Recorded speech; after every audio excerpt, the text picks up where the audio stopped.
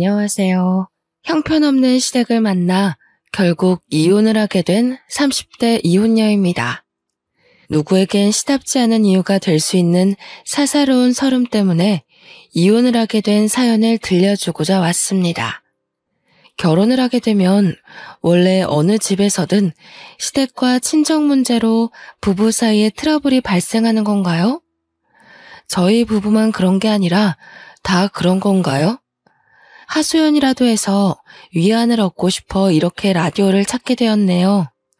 부부가 돼서 한 번도 다툼 없이 살아갈 수는 없다는 거 인정하지만 남편과 제가 서로에게 감정 상하는 것이 어째 우리만의 일이 아니라 자꾸 시댁과 친정이 걸려야만 없는 건지 모르겠습니다.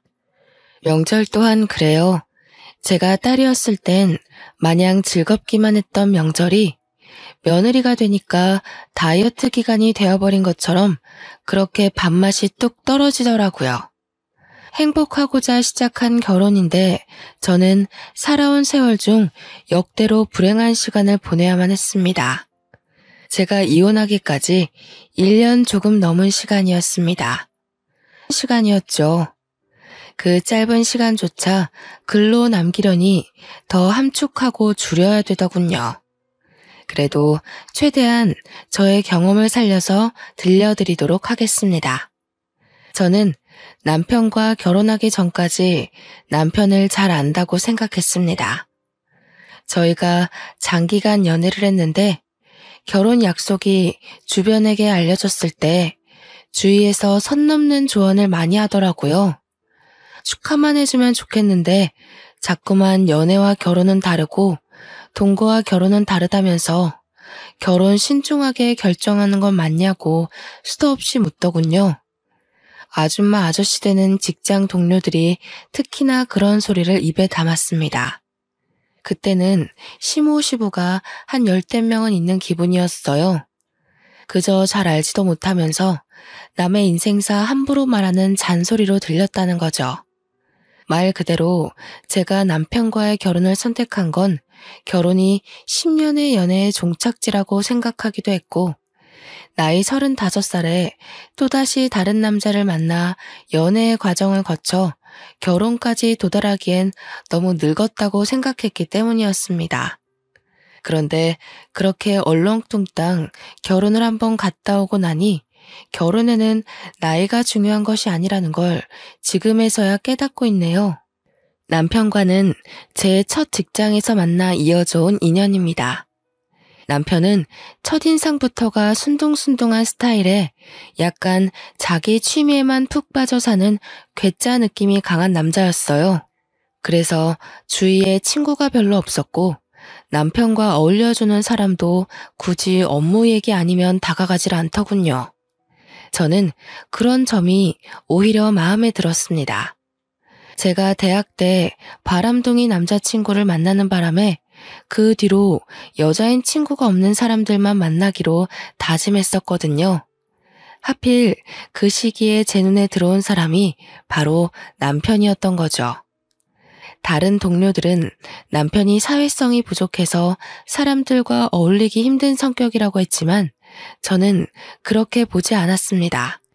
제가 말을 하는 걸 좋아하기 때문에 주로 남편에게 제가 먼저 말을 걸면 남편이 대답을 잘해줬어요. 저는 그런 심심찮은 대화 사이에서 남편의 은근한 개그 포인트를 느꼈는데 그래서 완전한 호감으로 마음을 열었던 것 같습니다. 제가 먼저 대시를 해서 이어진 만남이었고 연애 기간 내내 제 기대와 같이 남편은 주위에 여자 없이 저랑만 어울리는 남자친구가 되어주었어요. 10년의 연애 끝에 결혼을 하게 되었을 시점 제가 남편을 개과천선시켰다고 해도 과언이 아니었는데요.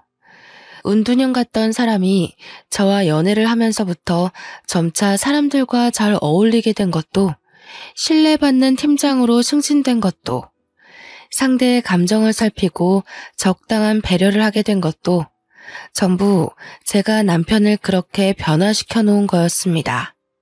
원래 남편을 알던 사람들은 남편의 변한 모습을 신기했고 남편은 어딜 가나 여자친구 잘 만났다는 소리를 들었죠. 결혼 신중하게 하라는 소리를 잔뜩 들은 저와는 다르게 말입니다. 남편의 청혼으로 결혼을 하게 된 저는 그야말로 나름 성공적인 결혼을 했다고 생각했습니다. 제가 남편을 변화시켰다고 했잖아요.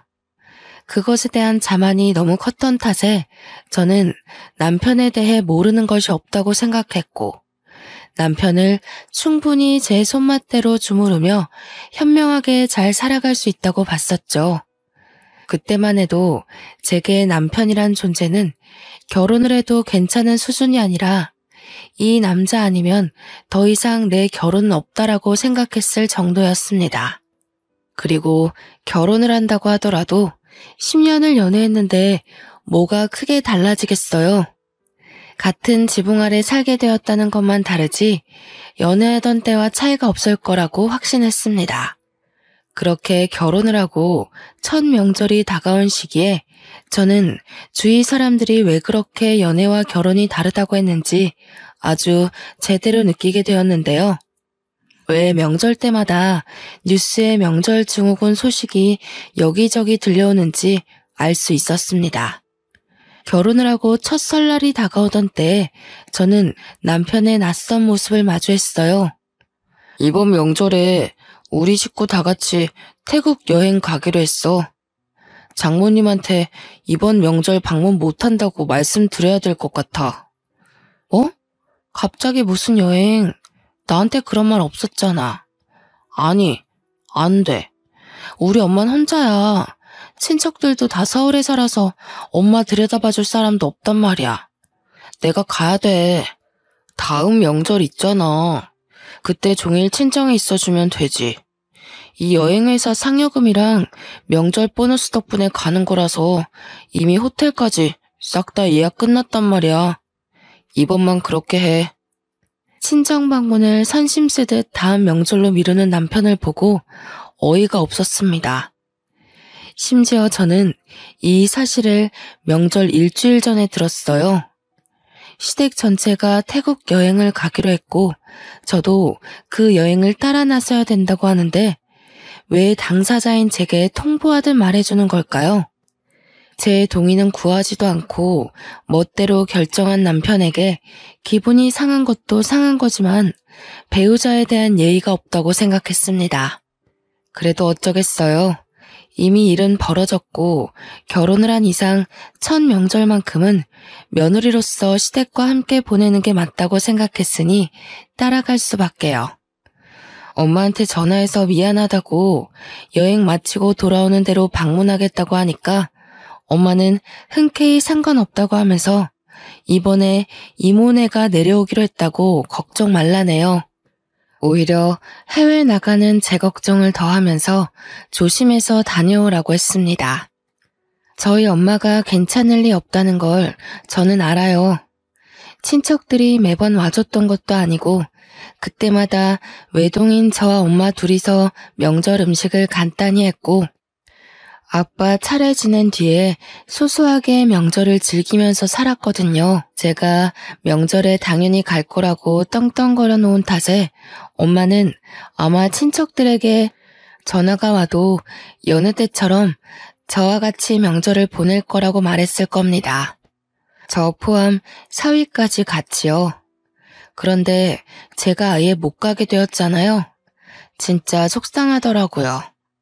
친구들은 제가 명절 음식 준비 안 하고 시댁에 시달리는 것 없이 놀러가서 좋겠다고 부러워했지만 여행도 여행 나름이지 않습니까? 시댁 식구들이라고 하지만 어떻게 보면 저만 동떨어진 구성원이잖아요. 시댁 식구랑도 저는 아직 못 친해졌는데 시댁들만 아는 친척들까지 다들 신이 나서 즐기는 여행이었습니다. 차라리 집에서 음식을 하는 게 나을지도 모른다는 생각했을 정도로 저는 여행 내내 피곤하기만 했어요.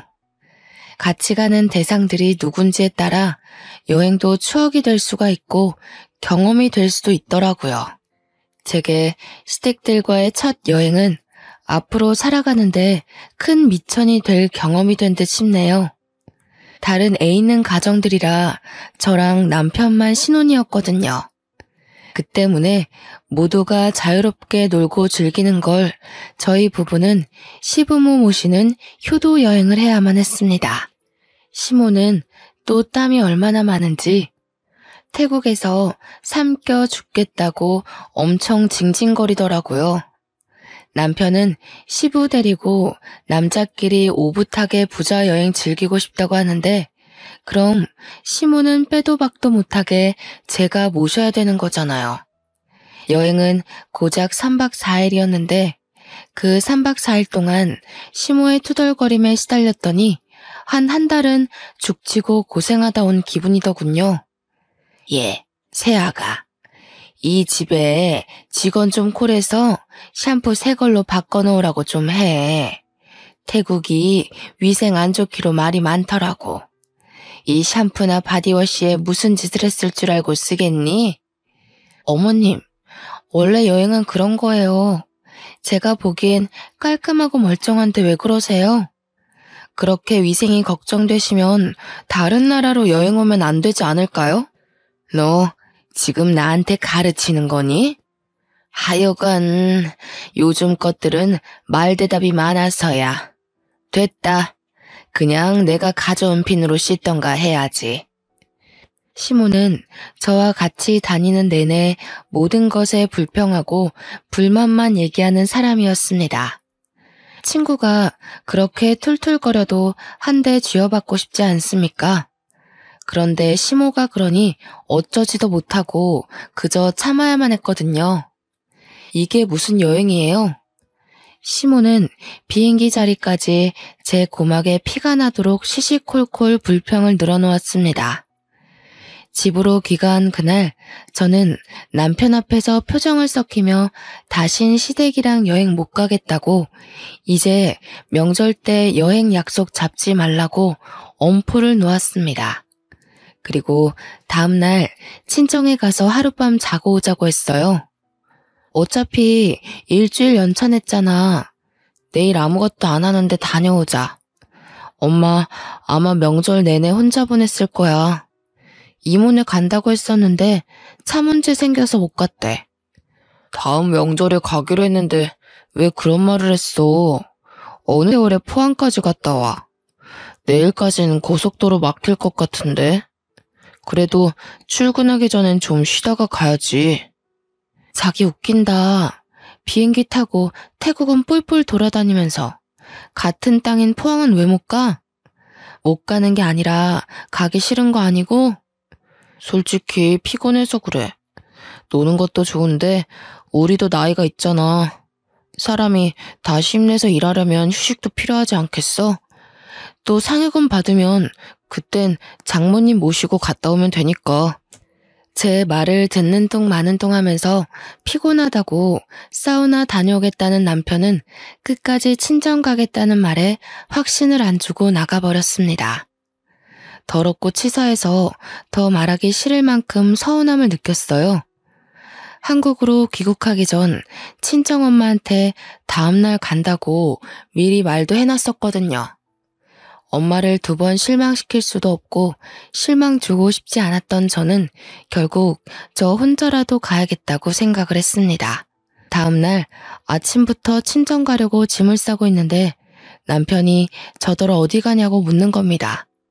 처음으로 남편의 목소리가 듣기 싫더라고요. 미운 점이 보이니까 발소리 내는 것마저 싫어서 남편을 쳐다보지도 않고 대답했어요.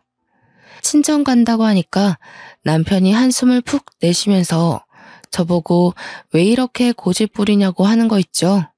자기 혼자 내려가면 장모님이 날 뭐라고 생각하겠어. 우리 어제 이미 이 얘기는 마무리한 거 아니었어? 뭘 뭐라고 생각해. 시댁은 태국 여행 보내주고 처가에는 문자 한 통 덜렁 남기는 인정머리 없는 사위라고 생각하겠지. 우리가 언제 얘기를 끝냈어? 일방적으로 자기 말만 하고 나가버린 사람이. 뭐 하자는 거야 지금? 우리 식구만 여행 갔다고 시위하는 거야? 장모님 입장에선 오히려 딸이 명절 음식 때문에 고생 안 해서 고마워하실 텐데. 남들은 제발 시댁이 여행 좀 갔으면 좋겠다고 하는데 여보는 뭐가 그렇게 불만이야? 그래서 내가 여행 내내 즐거웠어? 어머님이랑 한방 쓰면서 3박 4일 동안 내가 뭘 했는 줄 알아? 어머님 뒤치다꺼리만 했어. 남의 엄마 뒤치다꺼리 하는 게 어디 보통 일인 줄 알아? 다들 어머님 맞기 싫으니까 나한테 떠민 거면서 오히려 나한테 대접을 해줘야 되는 거 아니야? 어? 뒤치다꺼리? 너 지금 말 다 했냐? 엄마가 평소 잔말이 많아서 그렇지. 그렇다고 그걸 며느리 입장에서 욕을 해? 그것도 내 앞에서? 왜? 너희 엄마 함부로 얘기하니까 화나니? 네 엄마 중요한 건 알면 내 엄마가 중요한 건 왜 몰라? 네가 사위라면 적어도 우리 엄마한테 성의는 보여줬어야 되는 거 아니야? 결혼하고 첫 명절이야. 나만 시댁에 잘 보여야 돼? 당신이야말로 얼마나 우리 집을 얕봤으면 감히 내 앞에서 처가를 무시해? 서운한 마음에 말이 억세게 나갔는데 남편이 그것에 화가 났는지 제가 짐 싸고 있는 가방을 발로 뻥 차버리더군요. 그러면서 친정 가주면 될 거 아니냐고 언성을 높이면서 옷만 갈아입고 나오라고 하는 겁니다. 저랑 남편은 대화 한마디도 안 하고 몇 시간을 달려 친정으로 갔습니다. 엄마는 내내 피곤할 텐데 안 와도 된다고 했지만 저희가 막상 도착하니 너무 기쁜 표정으로 반겨주더라고요. 그래도 남편은 엄마 앞이라고 나름 사위 노릇은 했습니다. 길에 소고기를 사서 엄마한테 선물로 주었죠. 같이 후하게 식사를 하고 당연히 하룻밤 자고 가려고 엄마가 마련해준 방에 들어갔는데 남편한테 시댁에서 전화가 오더라고요. 옆에 있던 저는 방 안이 조용하니까 통화를 다 들을 수 있었습니다. 내가 못 산다. 그래서 그 먼 거리를 갔단 말이야? 새아기는 생각이 있는 거니 없는 거니? 해외에서 많은 식구들 인도하느라 애쓴 너를 기어이 끌고 나간 거냐? 당장 새아기 바꿔봐라. 그냥 남편이 알아서 해결했으면 좋겠다고 생각했는데 남편은 꼬박 제게 전화를 넘기더라고요. 여보세요 한마디 하자마자 시모의 카랑카랑한 목소리가 울렸고 이미 남편 통화할 때 엿들었던 내용을 고스란히 다시 들었습니다. 저는 당연히 명절이니까 내 부모님을 찾은 건데 그게 이렇게 욕까지 먹어가면서 스트레스 받고 죄지는 기분을 느껴야 하는 건지 순간 서럽더라고요. 시모가 잔소리 끝나고 알겠냐고 재차 확인하는 말에 저는 화가 나고 눈물 나고 짜증나서 대답도 안 하고 냅다 끊어버렸습니다. 그렇게 집으로 돌아갔는데 남편이 시댁에서 저를 불렀다고 저녁에 같이 시댁에 가자는 거 아니겠어요? 싫다고 했더니 남편이 자기 부모님이 마음 상했다는 걸 구구절절 설명하는데 속이 꽉 막히는 것 같고 더는 듣기 싫었습니다. 그래서 남편 말도 무시하고 시댁을 나몰라라 했더니 한동안 잠잠하다가 어느 날 퇴근하고 귀가했는데 시모가 신혼집에 떡하니 앉아 기다리고 있지 뭡니까. 저를 보는 눈빛이 곱지 않길래 그 눈만 봐도 피곤하고 숨이 막히더군요. 다른 집 며느리들은 음식하기 싫어서 일부러라도 시댁 여행 보내주고 그러는데 넌 뭐가 불만이라서 우리 아들을 구워 삶았니? 내 말 듣기 싫다고 전화기까지 팩 끊어버리고 물어보시니까 솔직하게 말씀드릴게요. 어머님도 아버님한테 시집 가신 거잖아요. 아버님이 어머님 친정은 찾지도 않고 시댁만 챙기면 서운하지 않겠어요? 아버님은 사위 노릇 안 하면서 어머님한테 며느리 노릇 강요한 적 정말 없었어요? 어머님도 시댁살이 겪어봐서 알 거 아니에요? 솔직히 다 여자들 기싸움 때문에 생긴 문화잖아요. 제 말에 시모는 잠깐 흠칫하는 것 같았습니다. 하긴 시부 성격이 꽤 가부장적이던데 차별을 안 당했을 리 없었을 겁니다. 그럼에도 금세 표정 관리하던 시모는 저한테 떳떳하게 주장하더군요. 남편이란 건 당연히 모셔야 되는 존재다. 나 때는 그게 당연했던 때였어. 그러니 내가 시댁 사람들한테 한 소리 듣는 것도 당연하다고 생각했어. 너처럼 불만 품고 대드는 짓은 안 했단 말이다. 내가 친히 걸음에서 경고했으니 앞으로 어찌하나 단단히 지켜볼 거야. 시몬은 제게 또 다른 말대답을 들을까봐 자기 할 말만 줄줄줄 말을 하고 불이 나게 신혼집을 떠났습니다. 피곤한 상대 앞에서 자기 할 말만 하고 도망가 버리는 건 남편 하는 짓과 똑같더라고요. 제 결혼이 불행의 길을 걸을 수밖에 없다는 건 이때부터 눈치를 챘어야 했던 겁니다. 남편과 다툼을 해본 건 당시 명절이 처음이었는데요.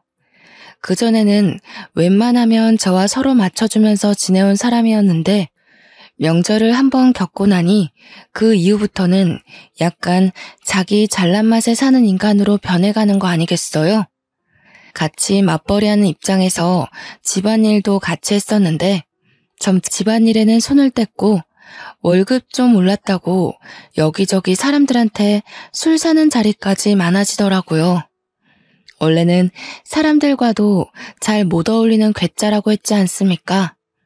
그 운둔한 성격을 바꿔줬더니 저한테 부메랑이 되어 꽂힐 줄은 몰랐어요. 사람들이랑 제 뒷담이라도 하는 건지 사람들과 어울리고 집에 오면 남편이 술 주사로 꼭 제게 한 소리를 하더라고요.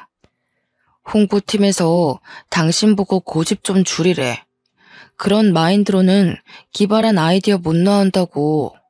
후배들 좀 그만 잡아. 후배들이 당신 얼마나 무서워하는지 모르지? 술만 마시면 저런 식으로 저에 대한 단점을 콕콕 집어냈습니다. 남편이 주구장창 제 단점을 꼽으니 처음엔 정말 사람들이 저를 그렇게 생각하는 줄 알았어요. 그러니 그땐 저도 모르는 사이 직장에서 말수가 줄어있더라고요. 그런데 알고 보니 남편이 먼저 언급하면 동료들이 후배다 보니까 그냥 남편한테 맞춰서 끄덕끄덕 해주는 거지 뭡니까? 그 사실을 어떻게 알았냐면 한날 친구 남편이 하는 대창집에 남편이 왔다고 연락이 왔더라고요. 그땐 남편이 회식 있다고 말도 안 해줬던 때라서 저도 포기하고 그러려니 있었는데 친구 남편 말로는 남편이 제 흉을 엄청 본다고 하면서 제가 알아야 될 것 같아 연락을 했대요.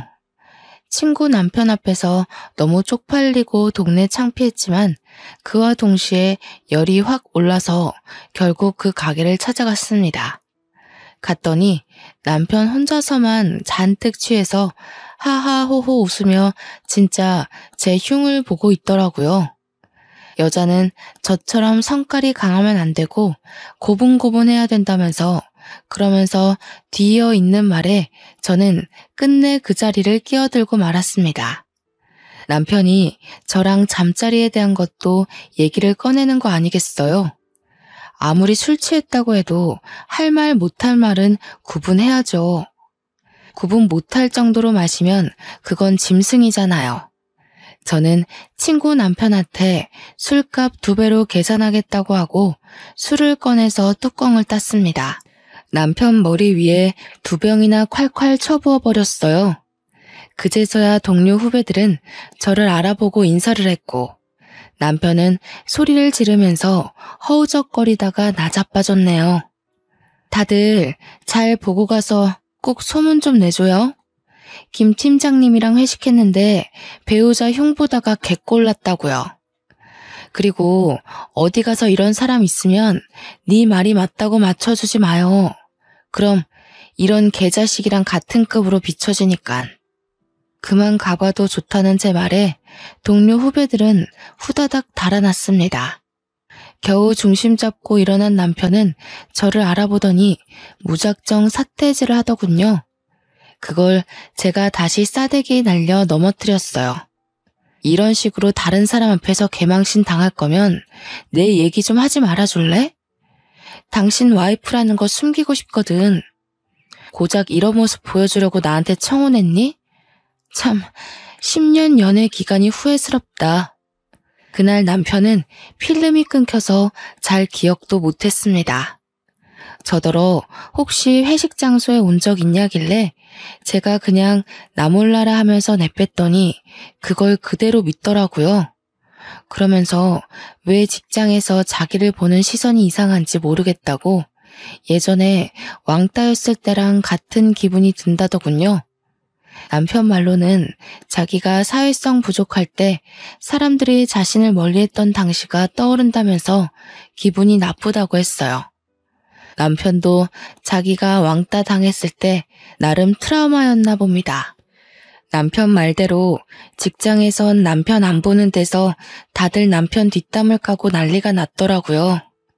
동료들이 저만 보면 결혼 실수했다고 동정표를 많이 던졌어요. 남편을 그 꼴로 만든 게 저라고 하더라도 그런 상황들이 그리 막 유쾌하진 않은 거 있죠. 10년이 후회스럽다가도 한편으론 같이 나눈 정이 있어서인지 속상하기도 했습니다. 그래도 내 남편인데 내 선에서만 해결할 걸 그랬나 싶었어요. 하지만 그마저도 의미 없는 잡이었을 뿐이었습니다. 결국 제 손으로 다시 남편을 끌어내리는 일이 터지고 말았는데요. 몇 달 전에 있었던 두 번째 명절 말입니다. 그 시기에 저는 남편과 완전 끝내기로 마음먹었어요. 설날에 시댁에 해외여행으로 제게 실망을 안겨줬던 남편은 제 경고도 잊고서 추석마저도 시댁 주도하에 제주도 여행을 예약해버린 겁니다. 그렇다는 말은 또 친정에 안 갈 거라는 뜻 아니겠습니까? 내가 이런 식으로 하지 말라고 했잖아. 내 말 무시해? 우리 엄마 무시하는 거야? 나 이번엔 절대 안 가. 당신이 저지른 일이니까 나한테 뭐든 기대하지 마. 엄마 아빠가 명절에 여행 가는 게 좋다고 하는데 어떡해. 자식된 도리로서 부모님한테 효도 좀 할 수 있는 거잖아. 자기야말로 왜 그렇게 내 마음을 몰라? 그러니까 당신 효도를 내가 왜 같이 해야 되냐고. 내 의사는 묻지도 않고 당신은 시댁 식구들 앞에서 의견이라는 게 없어? 적어도 나랑 의논해보겠다고 얘기했어야 되는 거 아니야? 어떻게 똑같은 실수를 두 번이나 할 수가 있어. 네가 이렇게 만들었잖아.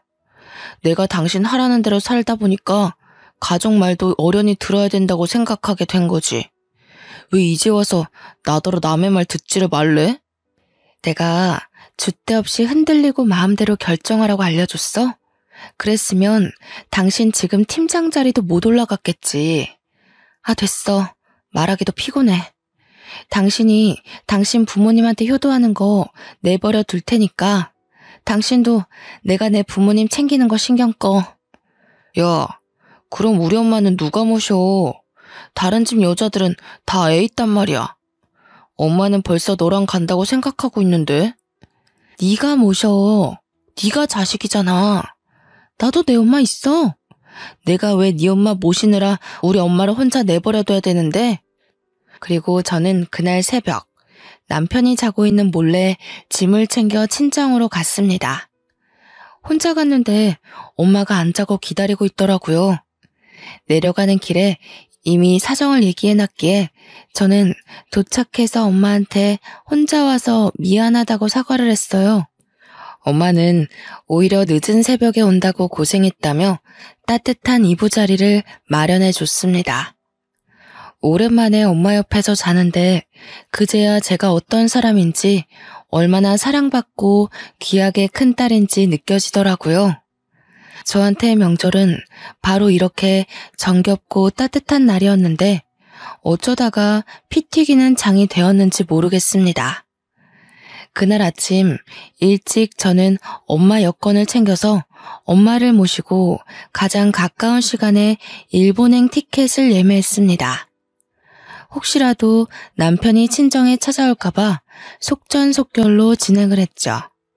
엄마를 데리고 그대로 일본 여행을 갔는데 비행기에 있어 몰랐더니 착륙하고 휴대폰을 확인하자마자 남편한테 불티나게 전화가 와 있는 겁니다.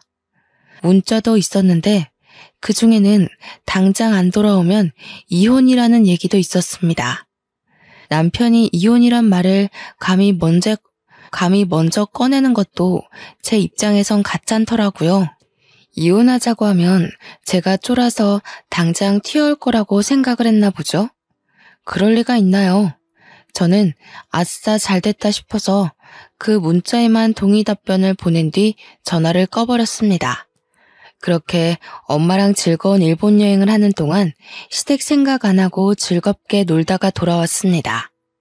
바로 이런 게 여행이란 느낌을 잔뜩 받았고 제가 얼마나 스트레스를 받고 지냈는지 뼈저리게 느껴지더군요. 저는 일본 여행을 끝내고도 일부러 신혼집을 안 가고 친정에 있었어요. 회사에 연차를 몰아내서 출근도 안 했습니다. 그리고는 남편한테 우편으로 이혼 서류만 보냈죠. 한 일주일 지났을 때 남편이 초췌한 몰골로 친정을 찾아왔더라고요. 자기야, 도대체 왜 이래? 이혼 서류만 보내고 연락도 안 받는 게 어딨어? 제발 집에 좀 들어와. 나 당신 없으면 안 되는 사람인 거 누구보다 당신이 잘 알잖아.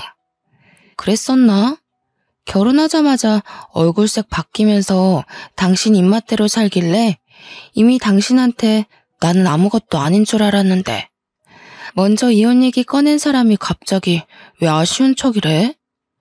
아니야. 그건 여행 당일에 당신이 사라지고 없으니까 식구들이 난리 나서 나를 닥달하잖아.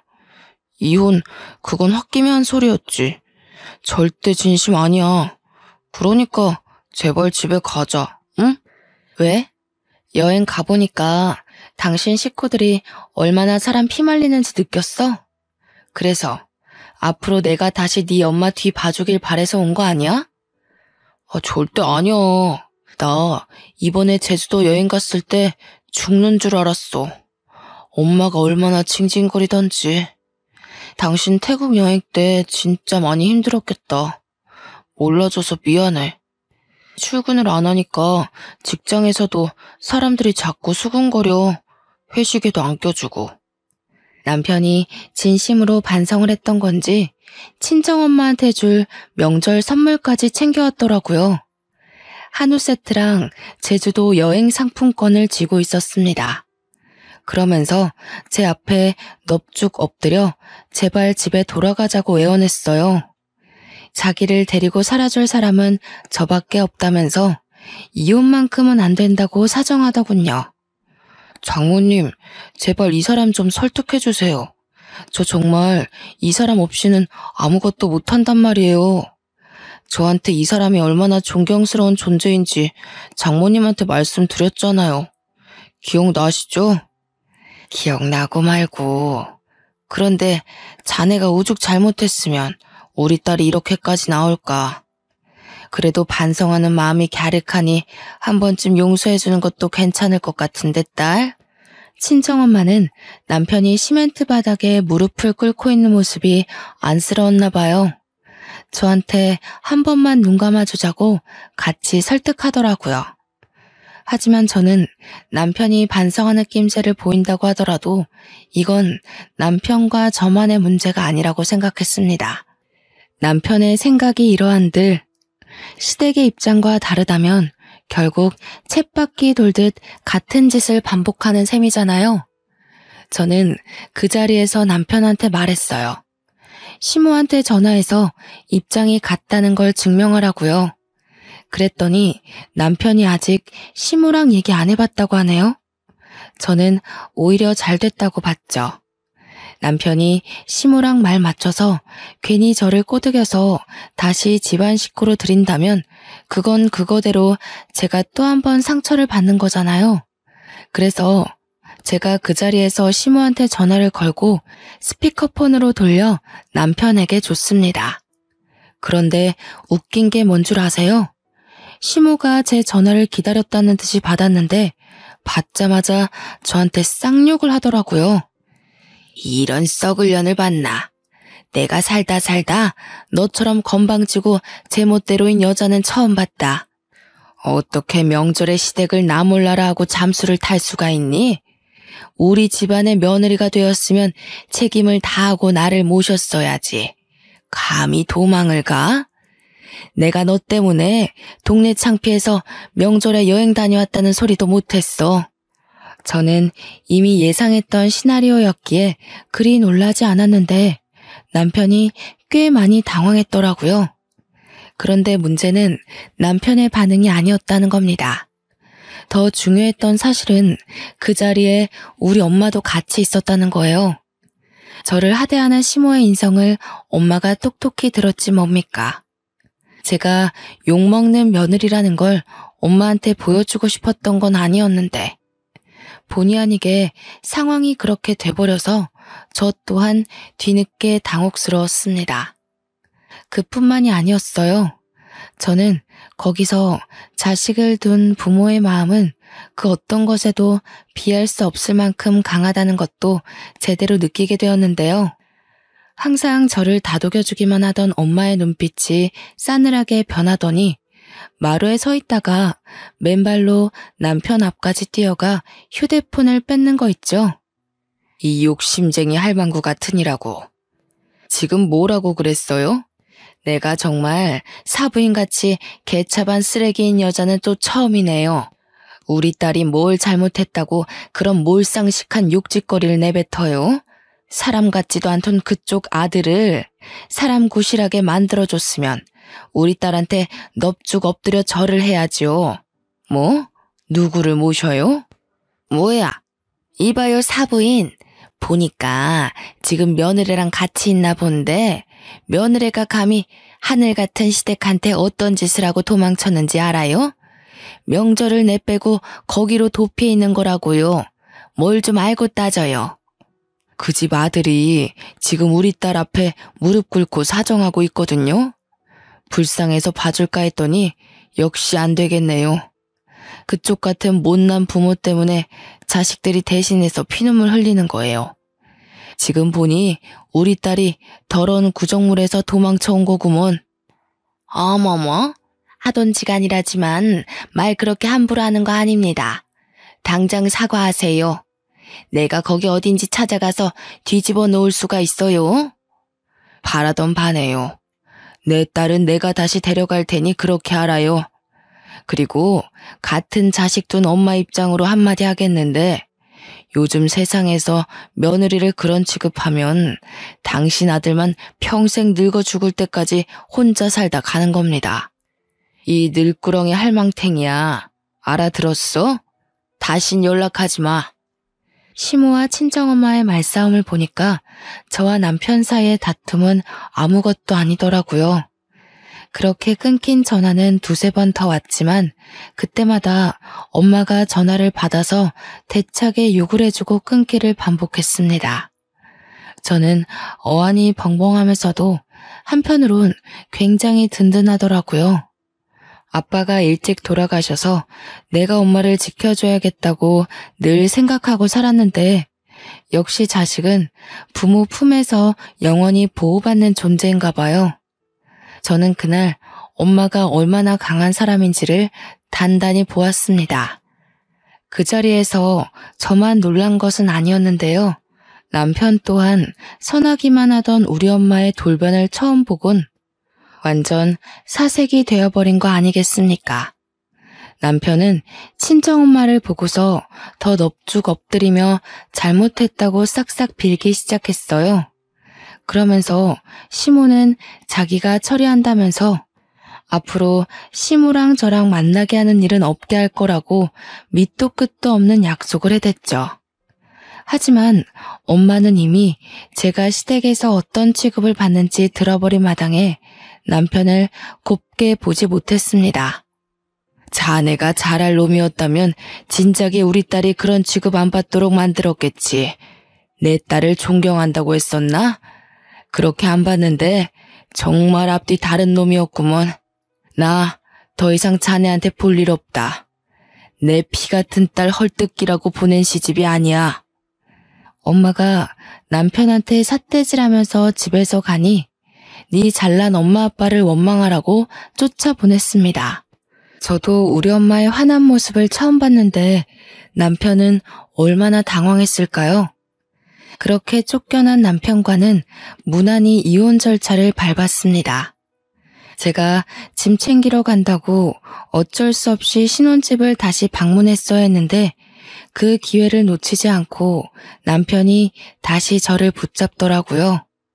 어처구니 없는 건 남편이 이혼 조정 기간을 염두에 계속 제 마음을 설득하고자 하면서도 와중에 시모를 부른 거 아니겠습니까? 여태 제가 남편을 만들다시피 고쳐놨다지만 이 정도로 남에게 의지하는 사람인 줄은 몰랐어요. 제가 없으니 시모한테 얼마나 기대고 있었던 건지 시모한테 저를 설득해달라고 불렀더라고요. 그래, 사부인 건강은 좀 어떠니? 잘 계시고? 언제 한번 모시고 우리 집에 들리거라. 일이 이렇게 되는 바람에 내가 초대를 한번 못했네. 일정 맞춰서 사부인 좋아하는 식사로 대접할 테니 모셔와. 사부인이랑 합의 잘 보고 너희 뜻대로 살도록 해줄게. 그러니 이혼은 취소하거라. 아직도 처지를 모르시네요? 아쉬운 사람이 찾아가야지 우리 엄마가 왜 헛걸음을 하겠어요? 우리 엄마는 이대로 저랑 저 인간 관계가 끝나길 바라고 있어요. 아직도 이혼하면 제가 손해라고 보시나 봐요? 남 걱정할 때가 아닐 텐데요. 저 인간이 직급 승진할 수 있었던 거 다 제 덕이에요. 남편 말로는 시모가 사과하러 온다고 하길래 어떻게 사과를 하나 살짝 궁금했는데 사과는커녕 끝까지 자존심 안 굽히려고 고개 빳빳이 들고 있는 꼴을 보니 굳이 제가 용서할 필요는 없겠더라고요. 그렇게 저는 시댁이 채운 쇠고랑에서 완전히 벗어날 수 있었습니다. 전 남편이랑은 같은 회사니까 어쩔 수 없이 마주쳤는데요. 전 남편이 회사에서 저를 피해 다니더라고요. 삐친 건지 토라진 건지 그런 건 모르겠고 한 번씩 저한테 실수인 척 커피를 쏟는 거 아니겠어요? 유치한 보복인 거 알지만 그게 계속 반복되니까 화가 나대요. 그래서 저는 전 남편의 쓰레기 같았던 행동들을 동료들에게 그대로 소문내고 다녔습니다. 원래 그랬던 것처럼 또다시 사내에서 왕따 한번 실컷 당해보라는 뜻으로요. 소문이란 건 제가 적당한 화제거리만 던져줘도 알아서 발이 달려 널리 퍼지더라고요. 심지어 과장이 조금씩 더해지더니 최근에 우연히 들은 소문은 제가 알고 있는 전 남편 이미지보다 훨씬 더 개쓰레기가 되어 있었습니다. 처음엔 다들 제 의견을 들을 때면 전 남편이 그렇게까지 이기적이고 배우자의 소중함을 모르는 사람인 줄은 몰랐대요. 그래서 더 충격이라 소문이 더럽게 퍼졌나 봐요. 이제는 전 남편이 지나가기만 해도 사람들이 수군대기 바쁘거든요. 그러니까 사람은 살던 대로 살아야 된다고 간도 콩할 만한 사람이 감히 시댁을 앞세워서 와이프 무시하고 다니니까 천벌받는 거잖아요. 와이프 욕하는 게 자기 얼굴에 침 뱉는 건 줄도 모르고 신나게 했을 생각하니까 다시 돌이켜봐도 참 한심하네요. 들리는 소문에 의하면 전 남편이 상사한테 깨져서 비상구에서 우는 걸 여자 동료가 봤다고 저한테 말해주더라고요. 항상 윗선에 결제 보고 올리기 전에 제 검토를 받고 갔던 사람인데 혼자서 하려니까 뭐가 많이 안 되는 것 같았어요. 저 없으면 자기는 아무것도 아니라는 전 남편의 말이 지독하게도 공감이 되는 거 있죠. 소중한 줄 모르고 자기 사람이라며 저를 함부로 했으니 꼴 좋네요. 반대로 저는 오히려 결혼을 한 것이 손해였어요. 다들 저더러 전 남편과 왜 결혼하냐고 선 넘는 조언을 해줄 때 들어먹었어야 했다는 걸 이혼을 하고 나서야 깨달았습니다. 어른들의 말이 무조건 고지식하다는 건 틀린 말이에요. 어른 말 들으면 자다가도 떡이 생긴다는 거. 그거 모른 척 외면하고 결혼을 진행시켰다가 제가 눈물나게 혼쭐났잖아요. 시댁이 아무리 잘나면 뭐합니까? 제가 소중히 여기고 사랑하는 친정을 감히 무시하고 깔보는 시댁이라면 당연히 없는 게 낫죠. 이혼을 하고 난 뒤에야 더 상쾌한 날을 보내고 있는 저는 나이 때문에 결혼해야만 한다는 압박에 스스로를 가두지 않고 자유롭게 마음을 열고서 인연을 만나는 중입니다. 새로운 인연이 닿다 보면 언젠가 제게 알맞은 남자가 나타나지 않을까 기대도 하고 있어요. 대신 다시는 사람을 고쳐 쓰진 않고 있는 그대로의 인품을 보겠다고 다짐을 하면서요. 전 남편과 10년을 만났으니 과거를 되돌아볼 때마다 어쩔 수 없이 전 남편을 떠올려야 할 거예요. 세월 앞에 장사 없는 거 아는데 세월도 뼈아픈 경험을 잊게는 못해주는 것 같아요. 세월 헛되어 보냈다는 생각도 들지만 그래도 한편으론 정말 귀한 경험을 하지 않았나 싶습니다. 전 남편 같은 사람 덕분에 만남의 기간이 사람과의 관계의 필수적인 요인은 아니라는 걸 깨우쳤잖아요. 늦은 나이에 결혼했기 때문에 그만큼 사람을 잘 알고 결혼했다고 생각했는데 사람이란 건 어쩔 수 없이 실수를 할 수밖에 없는 존재라는 것도 알았어요. 세상에 완벽한 사람은 없고 저 또한 미숙한 성인일 뿐이라는 것도요. 제 나이가 40, 50이 되면 어떻습니까? 더 이상은 나이에 쫓겨서 제 인생을 버리는 식으로 결혼을 하고 싶진 않네요. 주변인의 눈치에 줏대 없이 흔들리는 것도 문제지만 저처럼 주변이 조언을 잔소리로 듣고 귀를 닫아버리는 것 또한 문제가 아닌가 싶습니다. 저도 이번 계기에 제 자신의 헐랭이 같았던 태도를 좀 되돌아볼 수 있었어요. 제 자신을 위해서라도 필요한 조언을 걸러 들을 수 있는 길을 길러야겠다고요. 여러분들은 어떠신가요? 주변인 말 안 듣고 내 입장 밀고 나갔다가 실패를 하신 적은 없나요? 저보다 더 훌륭한 경험을 하신 분들 많을 거라 생각합니다. 그 모든 것들이 청취자분들의 발목을 잡는 게 아니라 미천이 되는 경험이었으면 좋겠네요. 제가 준비한 사연은 여기까지입니다. 비록 제 사연의 결말은 이혼이지만 제겐 이혼녀라는 것이 꼬리표가 아니라 삶의 고충을 이겨냈다는 머리표라는 것을 자랑스럽게 말씀드리고 싶어요. 긴 사연이었습니다. 들어주셔서 너무 감사합니다.